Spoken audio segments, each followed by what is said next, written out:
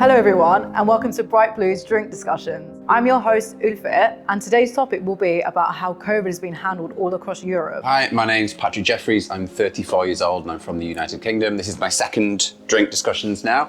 I'm an e-commerce operations specialist for Levi's, and I've been in Brussels for 4.5 years now. Hi, my name is Inês. I'm a 26 years old Portuguese lawyer that just recently moved to Brussels. Hi, my name is Gilles Verstraeten. I'm 30 years old and I'm a member of the Brussels Regional Parliament and a local councillor in Anderlecht. Hello, my name is Istvan. I've been living in Brussels for 2 years now, and I work for an NGO in the Brussels bubble.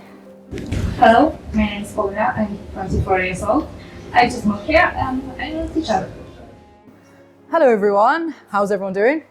Good, yeah, great. So COVID it's a wonderful time to be alive, isn't it? 2020, it's been a crazy hell of a year, but not too long left, Christmas soon. We can have a bit of a relaxed time, but today we're here to talk about COVID and the measures you all have in your native countries. So I'm going to start with Patrick, and you're from the UK, aren't you? I'm from the UK, yes. So tell me about the COVID measures over there. So it's kind of it's been very up. I've been trying to follow it. I think it's really hard to follow when you're not in that country and you can only really see what's happening from your friends on Facebook and that kind of thing. Yeah. But I don't think it's been handled amazingly well. I'm very much of the opinion that, this is an unprecedented situation and that, not everyone's going to be handled for it. But when you see, like, New Zealand handled it so well, so there's no excuse to say, well, everyone struggled. But I think the UK has been messy. They've been untruthful in what they've been saying. And I think a lot of it was putting the onus onto the people as opposed to themselves and shirking responsibility. So that's my first observation. Do you think everyone else, how do you think your country sort of handled COVID? Do you think they're doing a good job with it? Inês, you're from Portugal, aren't you? To be fair, things started out pretty good. I think I was impressed. I was living in America at the time and things were amazing in Portugal. Nothing was really happening. Italy was going down. Spain right next door was going down like very fast. And Portugal was doing very well. And after a couple of weeks with no deaths, nothing, things were really good. Like it just went downhill pretty quickly. Like suddenly out of the blue, we started dealing with everything else people were dealing with. I feel like it was very sad that they saw things happening right across the border and didn't prevent it, because it was obviously easy to do so. Like we knew what to do at that point. Didn't happen. Is it as bad as other countries? No, thankfully. But still, I'm pretty sure there's a lot of stuff that all of us saw that could have been applied, measures that could have been applied that they weren't. And when they did apply them, it was already kind of too late. So a bit of a difficulty. I think because everything was quite new, they couldn't know how to handle it properly, obviously. But you're from Belgium, so you can tell us all about how we are in Brussels dealing with it. Oh, well, I've followed it all throughout the summer and just before from really up close, because I'm on the health committee in the Brussels Regional Parliament. And it's been pretty crazy, and we still don't really have a handle on what works and what doesn't. But one funny thing that Inês just said, and I think it's true for almost all countries, and it's very weird, it's very strange. It started happening in Italy, and all the rest of Europe was like, it's the Italians, right? They haven't got a handle on it, it's not going to happen in our place. And then it started happening. I think Belgium was actually the second country in Europe where things started to go downhill very rapidly, with people coming back from skiing trips in Italy. And the mentality at the time in Belgium was still the experts, the politicians, yours truly included, by the way. It's like a bad flu, basically, right? No need to worry, no panic, whatever. We didn't preventively quarantine people coming back from ski areas in Italy, in Austria, when it started going wrong in Austria as well. And then things spiraled out of control very, very rapidly. And all of a sudden we went from nothing and no need to worry. You don't need to wear a mask. That was also the expert advice at the time, at the beginning. Masks serve no purpose whatsoever. But part of the reason why they said that, and I think I'm not sure like what things they said to the public in the UK that maybe were slightly untruthful, because I don't really have a view on that. I've been very concentrated on what was happening in Brussels and Belgium. But one of the reasons they held on to the idea for a long time of masks have no use is because they didn't have any. Like they didn't have enough of them, and that happened in a lot of European countries. Shortages of medical supplies, no strategic stocks, and then they just didn't have them, and they told the public they're of no use. But most of the public at a certain point caught on that they were saying it because they didn't have them, and that actually made a lot of people spiral out of control because they started to think, hang on, the government's lying to us. They're not treating us as adults, they're lying to us.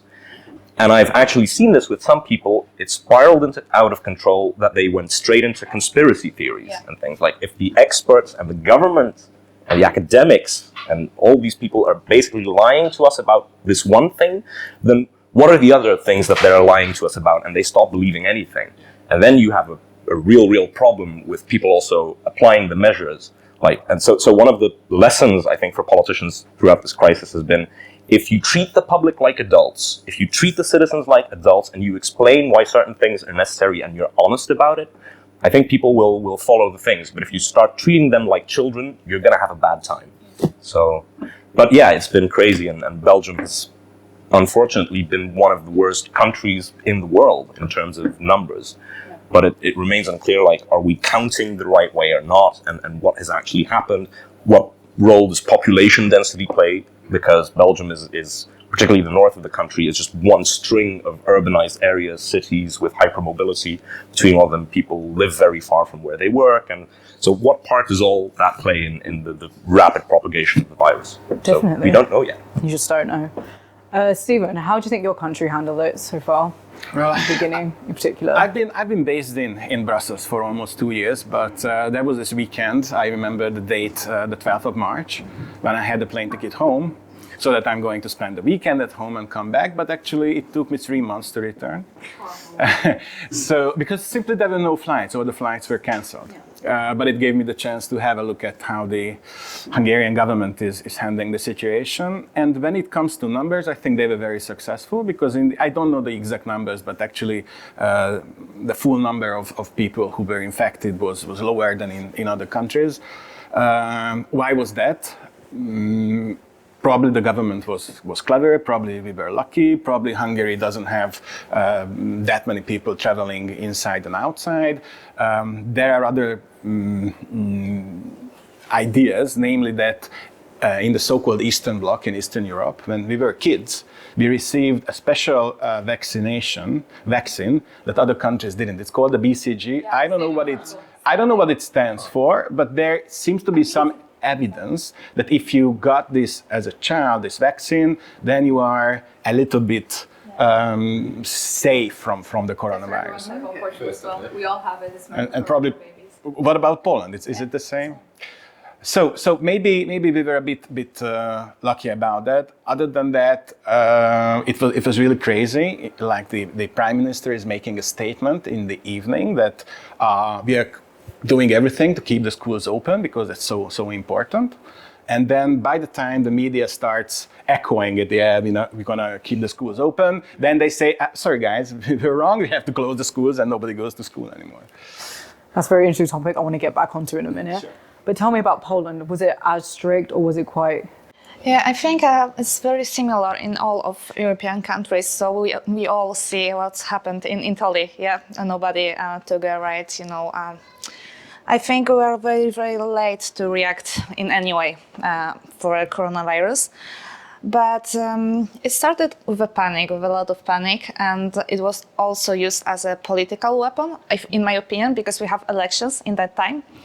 So yeah, it was a big topic in Poland. I think they wanted the people to feel unsafe in some way. But right now, I think it's not handled very well because it started with a lot of panic and the numbers were very low in Poland.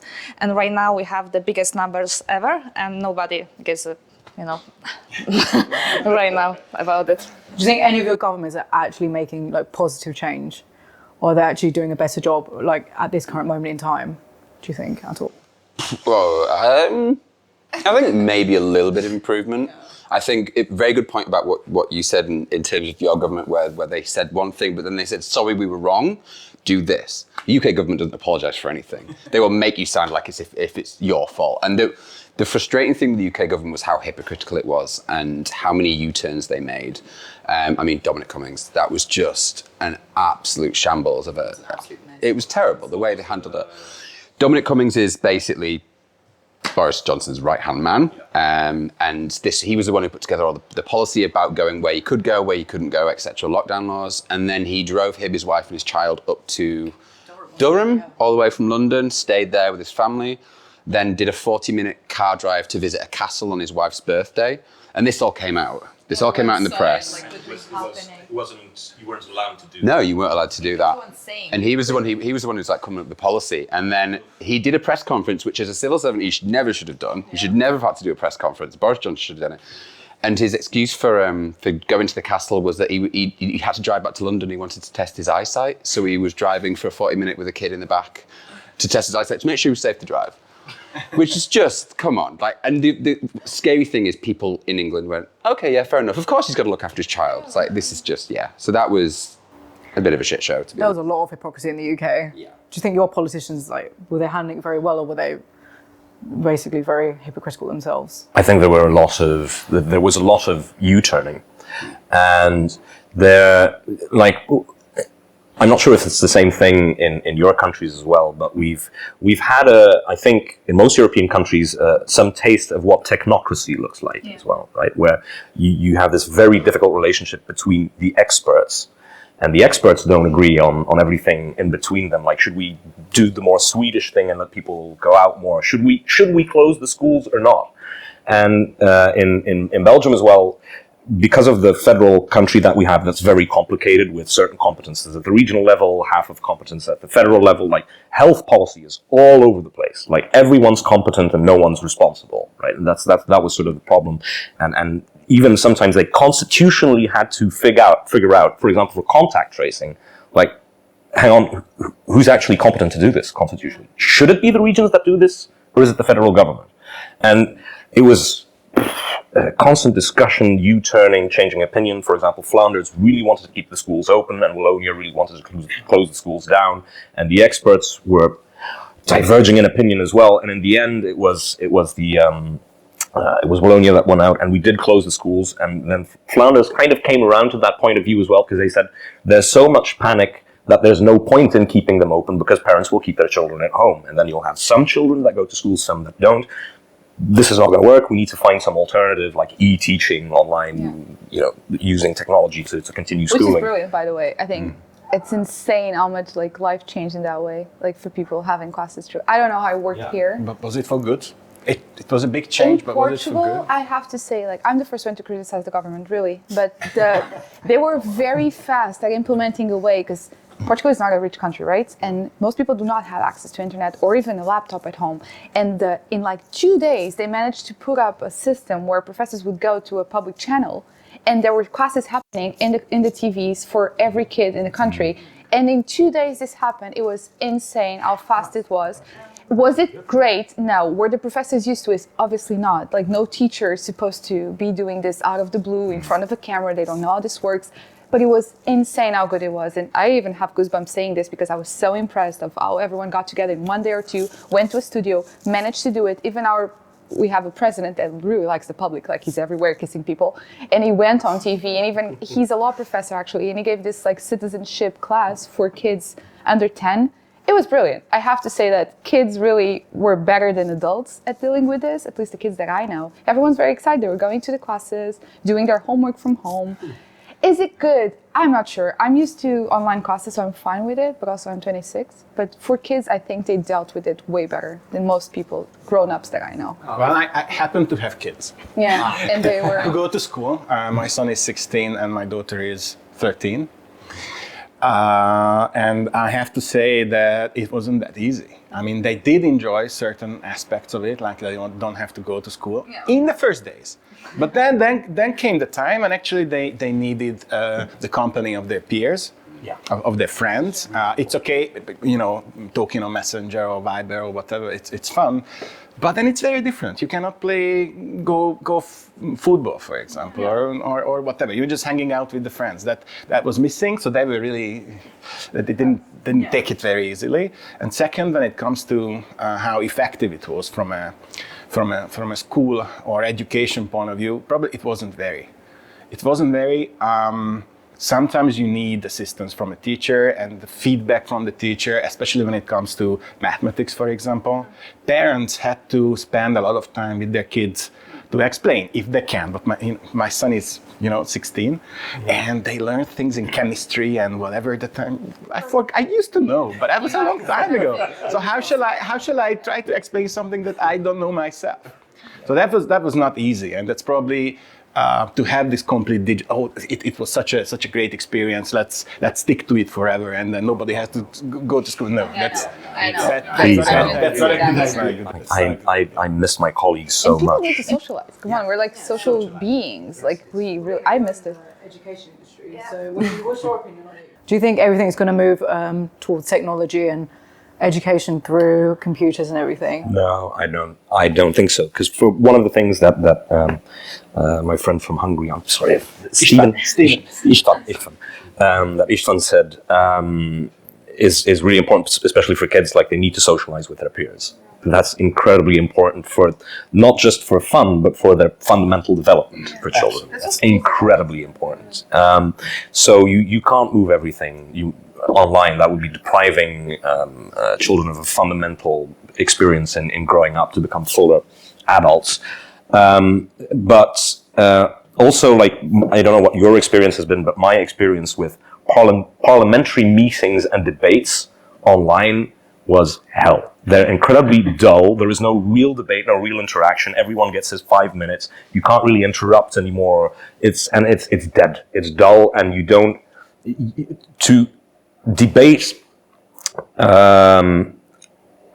sensitive things where you have to find compromise or really understand each other, and really look each other in the eye, and like understand each other's body language and things. For complicated things, that's really necessary.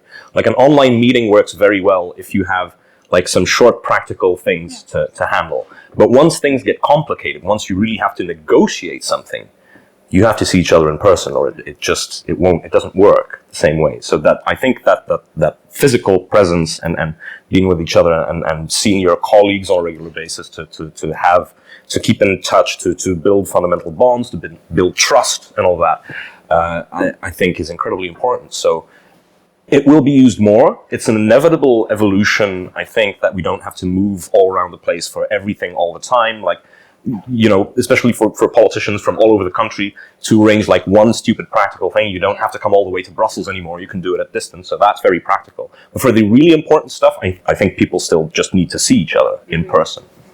Do you think everyone's country's handling it in terms of seeing each other like more physically? Do you think the country's going the right way, or do you think they'll be more inclined to go more digital in terms of working from home, education through video chats and stuff like that? In my case, I was apparently I'm very surprised with what Portugal did. Well, I didn't realize I was so happy about the consequences, but again, Portugal is not a very rich country. People are not very tech savvy. Like, they don't really know what they're doing, especially like the older generation. I think it's kind of the same everywhere, but like my parents' generation, I'd say, my mom's a lawyer, and being a lawyer from home, it's weird in every possible sense. Like, you don't get to see your clients, you don't get to go to court. Everything's kind of confusing because you live out of the way you speak, pretty much. This is what she does, right? And yeah, exactly. And in her case, my mom's 64. She does know how to handle computers and everything, but I don't know really how this happened, but she managed to keep doing her thing. Like, courthouses were closed, but everything else is pretty much happening.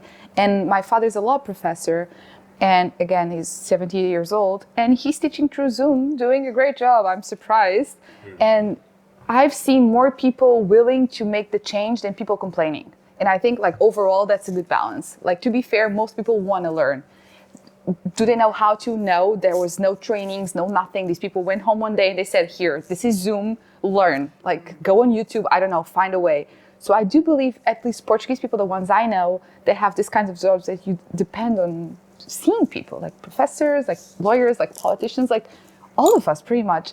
I think people kind of handled it pretty well, which is impressive. But then again, these are different circumstances, and we all kind of did, right? And I think everyone was fast to adapt as well. Yeah. I think that was You amazing didn't really have a about choice. it. You have to kind of get on with it. I think one of the weirdest things I found is people saying they've lost their freedom and their rights to.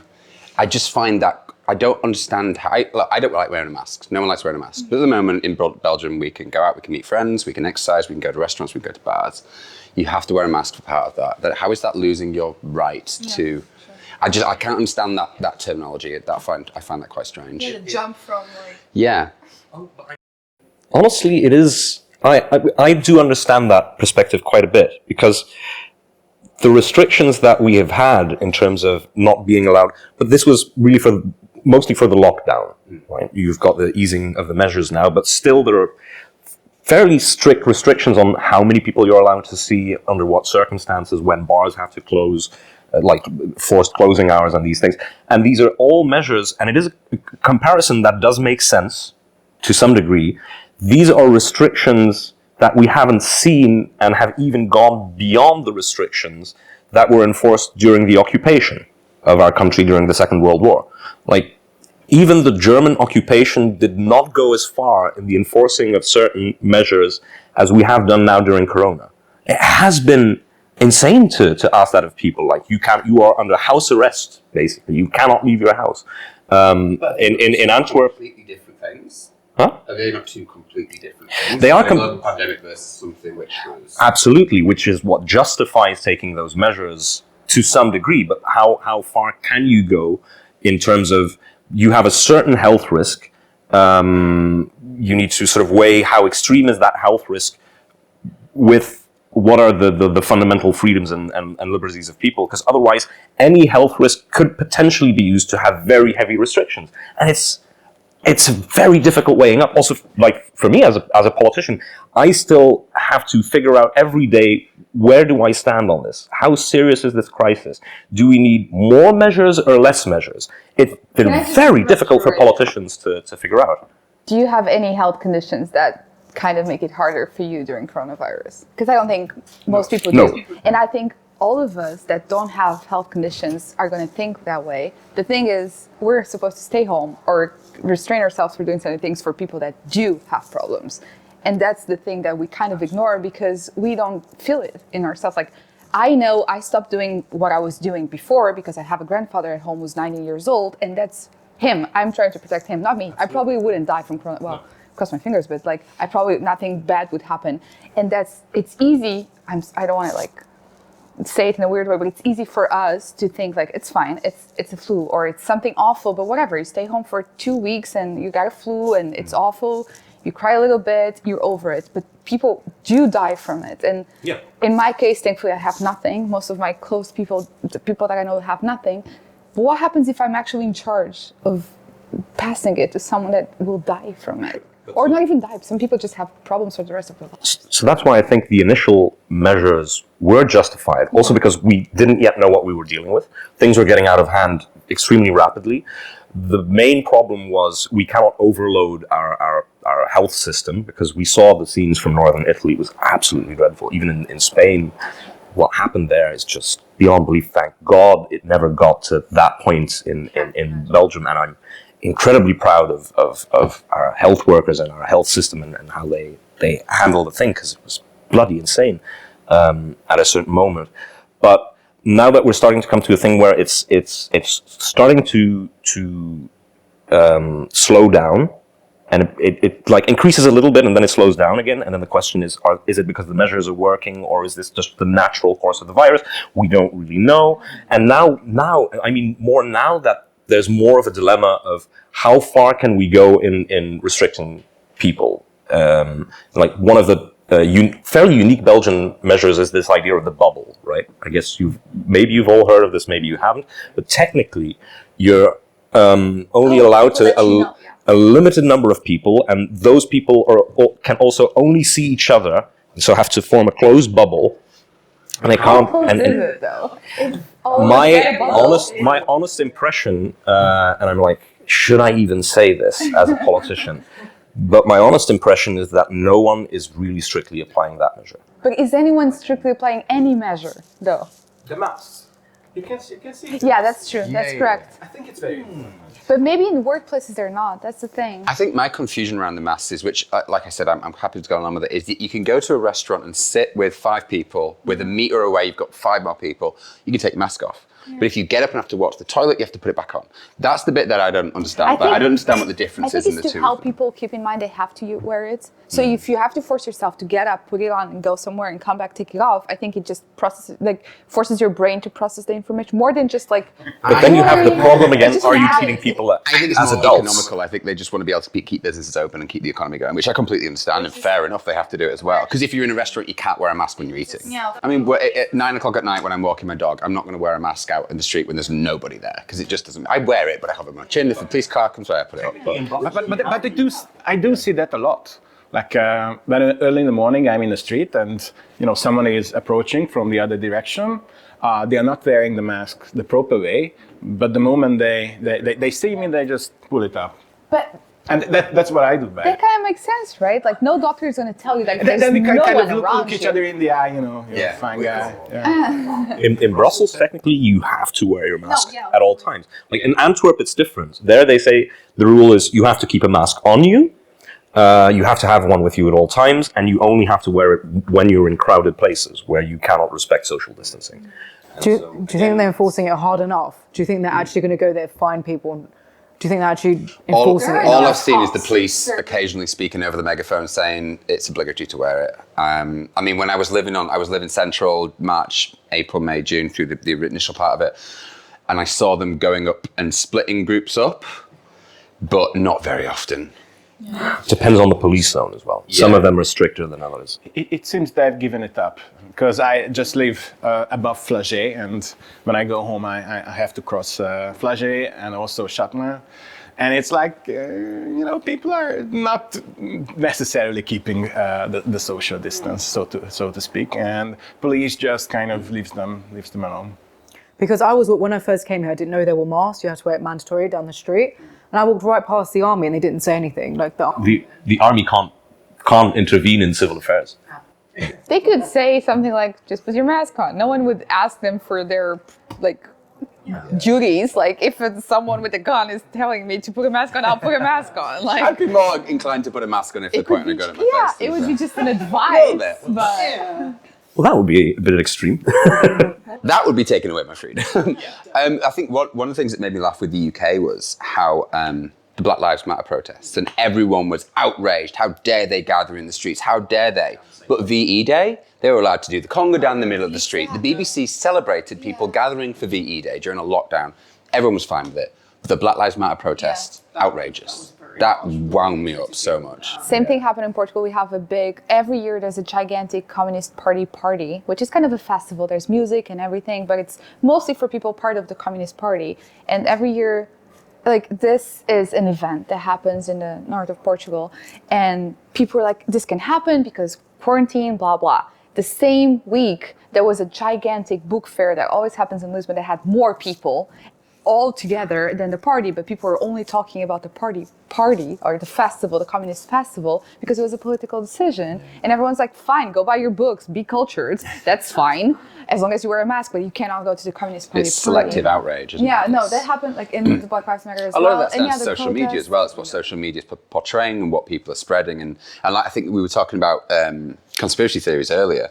I'm seeing more and more on that on the internet, and the think that this is a nefarious plan by the government, which apparently every government in the world is on the same plan. Vaccination stuff, right? Yeah, and it's like but people complaining that they don't want to be followed by Big Brother, but yet they've got these carrying around with them every single day, and they'll do a BuzzFeed quiz which tells them what pasta dish they are. Yeah, exactly. No, my friend came back from Russia to quarantine back in the UK. So she decided to switch her phone off completely because apparently they wouldn't locate where she is.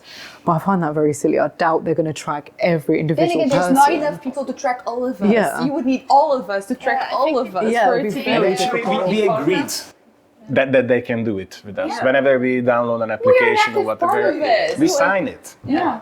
No, and we share it. That's what I was saying. Like, you go on anyone's Instagram and people are like, on this day I was on this restaurant with these people. Like, I am actively doing this to myself, so. We're literally on camera in the middle of a room kind of talking, so everyone knows where we are. I don't know what contact tracing has been like in your countries, but in Belgium, we we're really struggling to make it work. So this idea that there would be a government conspiracy, like coming from having been in politics for quite some time myself, or involved with politics at some level, I can tell you, like, we're not competent enough to set up a conspiracy.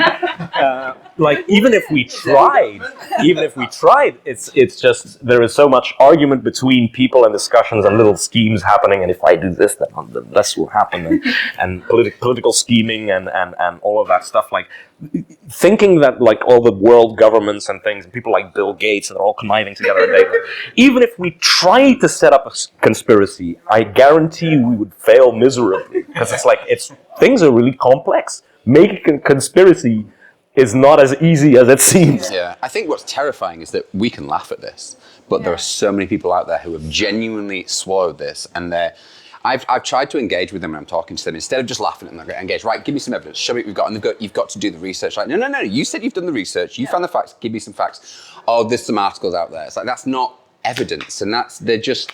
What I find is these conspiracies, they dangle a little tidbit of information that makes you want to look more, and then you find another tidbit of information that makes you want to look more, and it just drives. Yeah. And in terms of what the government, in the UK, one thing that I found was really bad was the PPE contracts.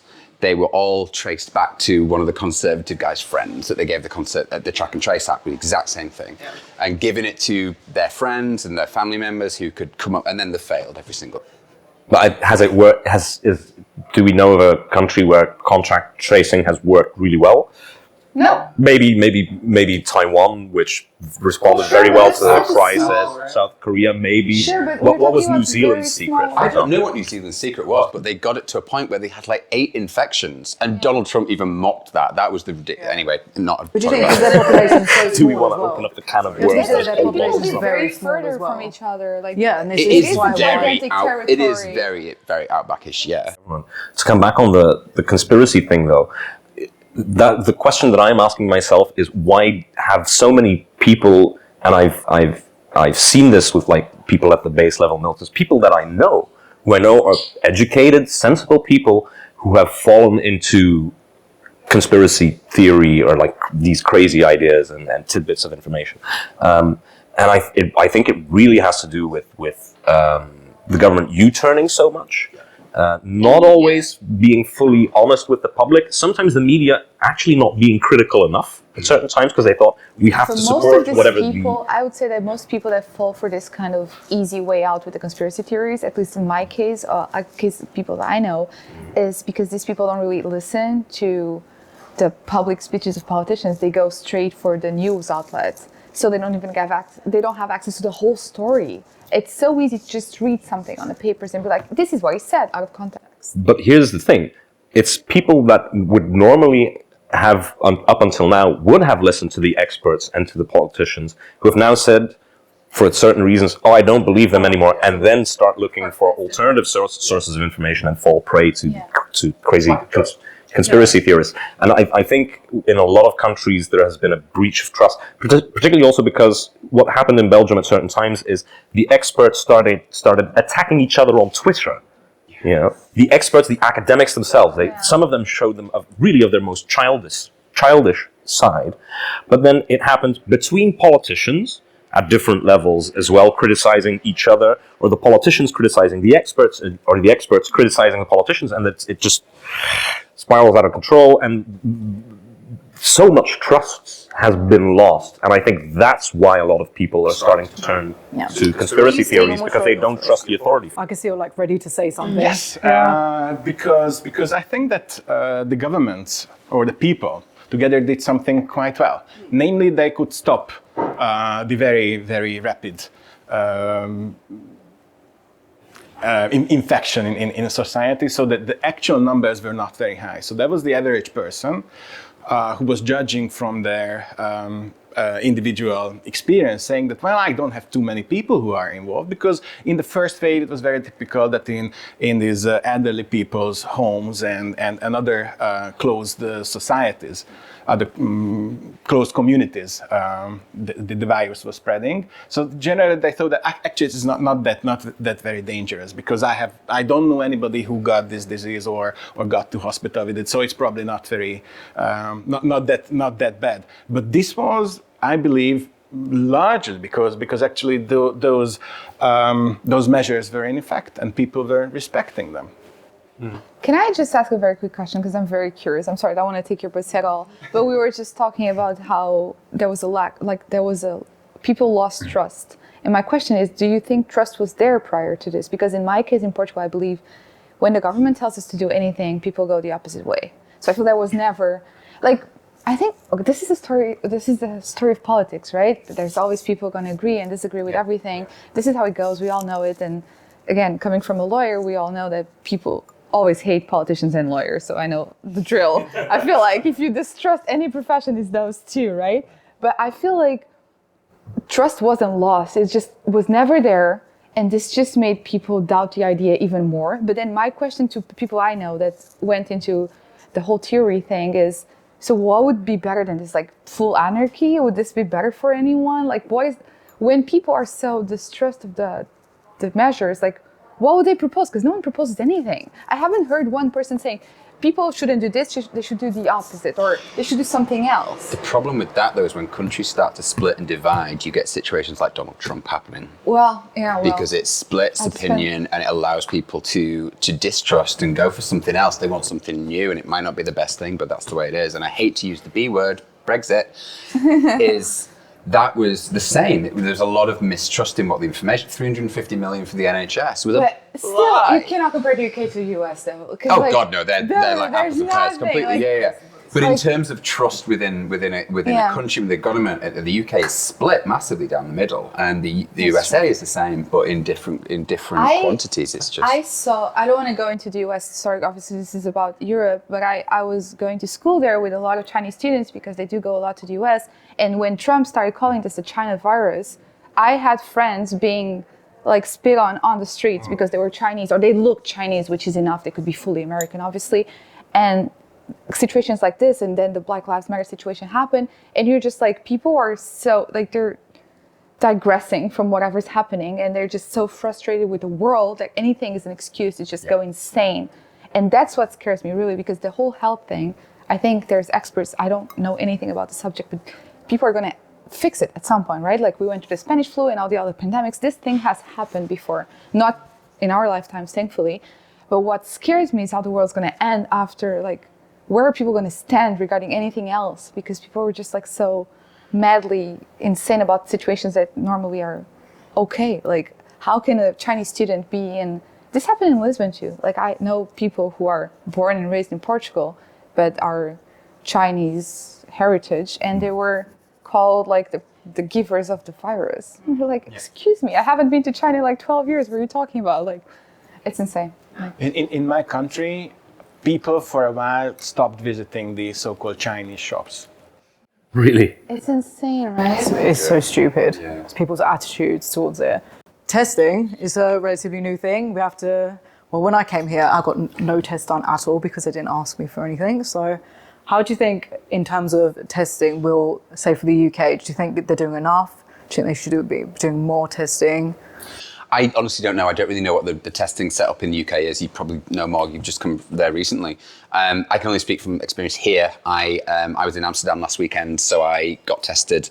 I contacted my doctor on the Wednesday, had an appointment Thursday morning, and then 2 days later you get the information. So it's good here, but I don't think everyone's aware that you can do that. In terms of the UK, I think they need to roll out rapid testing on everyone, especially, just to get it, covers the bases. Yeah.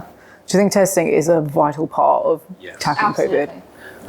The important thing for testing, and that's it's complicated with the numbers sometimes, because the testing is really important to basically know who has the virus and to keep them at home for a certain period of time.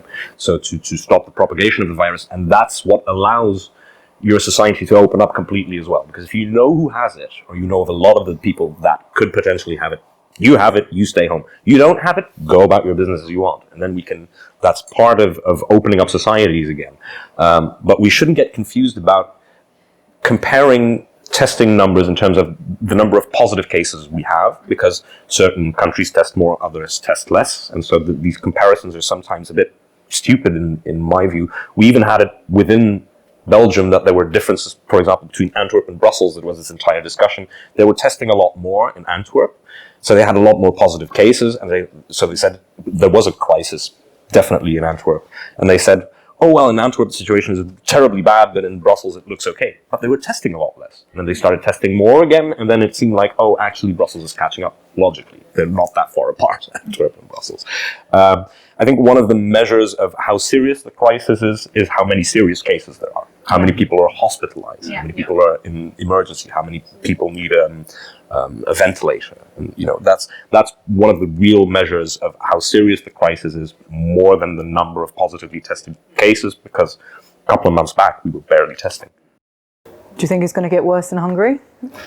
The data are already quite worrying.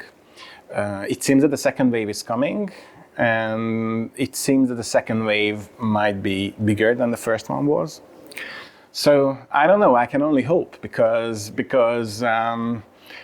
are not all of us, but most of us are expats here, and we should travel home, see families, see friends, whatever. And if we are stuck here, that's not good for anybody. And now it is already happening. My plane tickets are being cancelled. So I'm not very optimistic, unfortunately.